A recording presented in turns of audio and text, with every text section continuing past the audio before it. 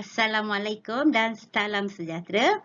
Bersama lagi dengan Cikgu Hayati, Cikgu Sains anda. Baik, untuk kali ini, Cikgu akan sentuh Sains tahun 4, Unit 8 iaitu berkaitan dengan bahan. Dan kita akan teroka lagi tentang sifat bahan iaitu untuk menjalankan aktiviti yang keenam berkaitan dengan kekenyalan bahan. Apa itu kekenyalan bahan? Jom bersama dengan Cikgu Hayati untuk menjalankan aktiviti tentang kekenyalan bahan.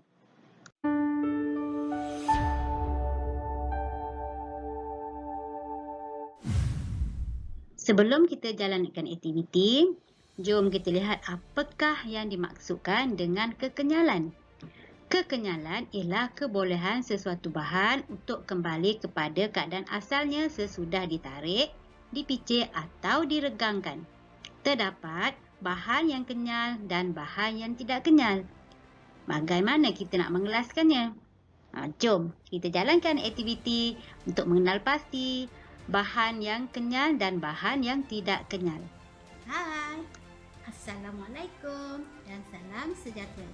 Bersama lagi dengan Cikgu Hayati, Cikgu Sains anda. Baik, untuk kali ini, Cikgu akan sambung berkaitan dengan sifat bahan iaitu Sains tahun 4. Jadi, kita akan menjalankan aktiviti berkaitan dengan kekenyalan bahan. Jadi, murid bolehlah merujuk buku teks pada halaman 150. Baik, tujuan kita adalah untuk menentukan sifat kekenyalan bahan. Jadi, bahan-bahan yang kita perlukan di sini ialah belon. Kita ada belon. Kita ada tali kulit. Ini tali kulit. Kita juga memerlukan gelang getah, spring, sudu plastik, batang aiskrim, pensel, paku. Okey. Kita akan pergi kepada langkah-langkah yang pertama. Okey, kita akan jalankan aktiviti bersama-sama. Okey, kita akan pergi pada langkah yang pertama iaitu kita akan pegang dan tarik belon dengan kedua-dua belah tangan. Kemudian lepaskan semula. Okey, kemudian kita perhatikan perubahan keadaan belon. Okey, kita tarik dan kita lepas dan perhatikan apakah yang berlaku pada belon tersebut. Baik, seterusnya kita ambil sudu plastik. Kita lakukan perkara yang sama, kita akan cuba tarik dan lepaskan. Tarik dan lepaskan. Dan kita perhatikan. Dan kita ulang pada pensel. Okay, kita akan tarik pensel, kita lepaskan. Tarik dan lepaskan dan perhatikan apakah yang berlaku pada pensel. Begitu juga dengan spring. Perhatikan spring, kita tarik, lepas. Kita tarik, kita lepas. Perhatikan spring nampaknya memanjang. Kita lepas. Okey. Kemudian kita ambil pula batang aiskrim. Kita tarik. Kita lepas. Murid-murid perhatikan adakah perubahan yang berlaku pada batang aiskrim. Okey, kemudian kita ambil tali kulit. Kita tarik, kita lepas. Kita tarik, kita lepas dan kita buat pemerhatian. Okey. Dan kita ambil paku. Okey, kita tarik paku, kita lepas. Tarik, lepas. Adakah berlaku perubahan pada paku? Dan akhir sekali kita ambil gelang getah, kita tarik, lepas, tarik, lepas dan kita dapati gelang getah itu memanjang. Okey, selesai aktiviti kita.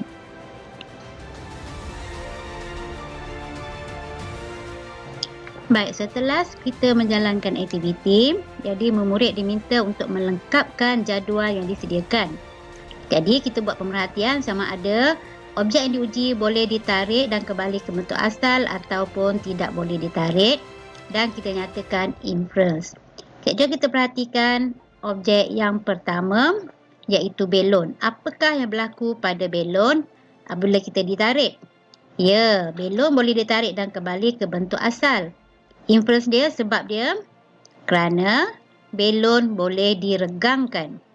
Kemudian kita lihat kepada sudu plastik, tidak boleh ditarik ya tadi sebab tidak boleh diregangkan. Begitu juga dengan pensel, tidak boleh ditarik sebab tidak boleh diregangkan. Okey, kemudian kita cuba tarik spring tadi. Kita dapati bahawa spring itu boleh ditarik dan kembali ke bentuk asal. Ini disebabkan ataupun influence kerana spring boleh diregangkan. Bagaimana pula dengan batang aiskrim, tali kulit dan juga paku? Okey, kita dapati bahawa ketiga-tiga objek ini tidak boleh ditarik. Influence dia apakah murid? Ya, influence dia kerana ketiga-tiga objek ini tidak boleh diregangkan. Dan akhir sekali gelang getah. Setelah kita tarik gelang getah, kita dapati bahawa gelang getah itu boleh ditarik dan kembali ke bentuk yang asal. Influence-nya kerana gelang getah boleh diregangkan.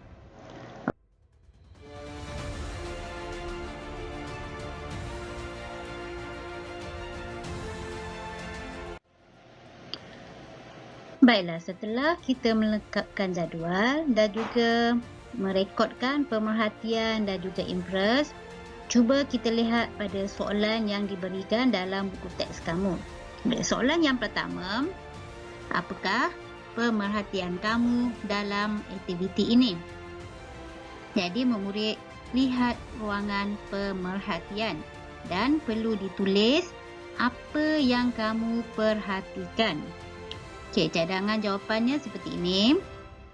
Objek seperti belon, spring dan gelang getah boleh ditarik dan kembali ke bentuk asal.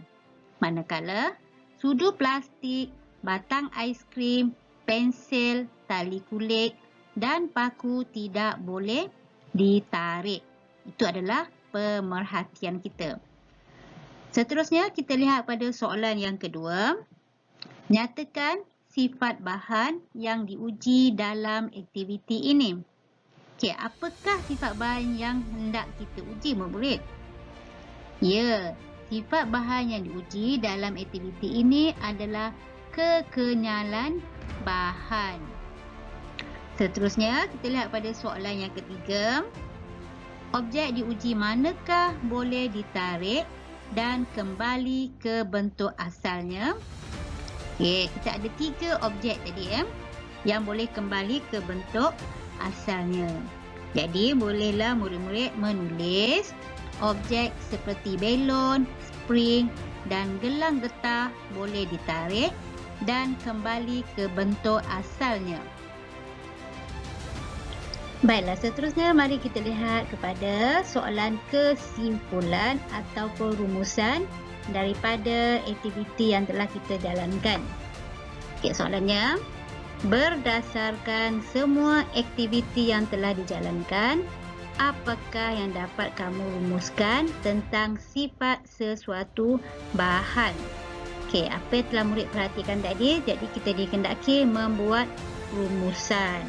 Jadi cadangan jawapannya bolehlah murid menulis. Berdasarkan aktiviti yang dijalankan, dapatlah dirumuskan bahawa ada bahan yang kenyal dan ada bahan yang tidak kenyal. Okey, ini adalah daripada influence yang kita perolehi daripada jadual kita. Okeylah murid, sekian perbincangan aktiviti 6 tentang kekenyalan bahan. Hingga kita bertemu lagi dalam video PDPC yang lain. You make me